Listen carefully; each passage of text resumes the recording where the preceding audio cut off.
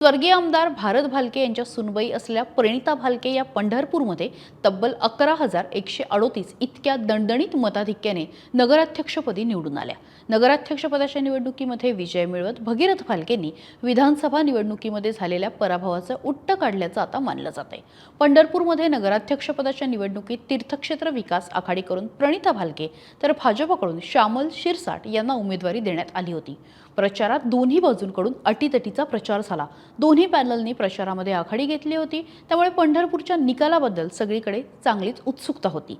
पंढरपूर नगरपालिका निवडणुकीच्या मतमोजणीत आज सकाळी 10 पासून पंढरपूरच्या शासकीय धान्य गोदामात मतमोजणीला सुरुवात झाली।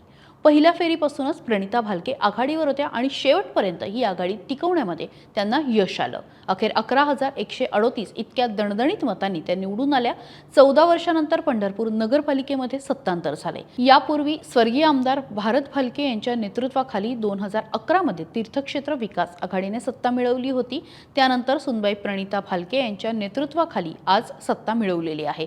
विधानसभा निवडणुकीमध्ये भगीरथ भालके अवघ्या 8,430 मतांनी हरले होते आणि त्यावेळी नगरपरिषद निवडणुकीमध्ये परिचारकांच्या सत्तेला सुरुंग लावत आता मात्र भालके यांनी पराभवाचा बदला घेतल्याचं मानलं जातंय। नगराध्यक्ष पदाचा निकाल जाहीर होताच भालके गटाच्या कार्यकर्त्यांनी मतमोजणी केंद्राबाहेर फटाक्यांची आतषबाजी आणि गुलालाची उधळण केली। भारत भालके यांचा नातू व नूतन नगराध्यक्ष प्रणिता भालके यांचा मुलगा शौर्य याने गाडीच्या टपावर उभे राहून दंड थोपटले आणि हा व्हिडिओ सोशल मीडियावरती चांगलाच व्हायरल झाला। खरं तर मागच्या काही काळापासून आणि विशेषतः भारत भालके यांच्या निधनानंतर सातत्याने भालके यांचा पराभव होत होता। मुलाला कुठेतरी राजकारणामध्ये स्थिरता मिळत नाहीये का, उभं राहता येत नाहीये का, असे अनेक प्रश्न होते आणि एकूणच या निवडणुकीमध्ये मोठ्या प्रमाणावरती भालकेंनी ताकद लावली होती।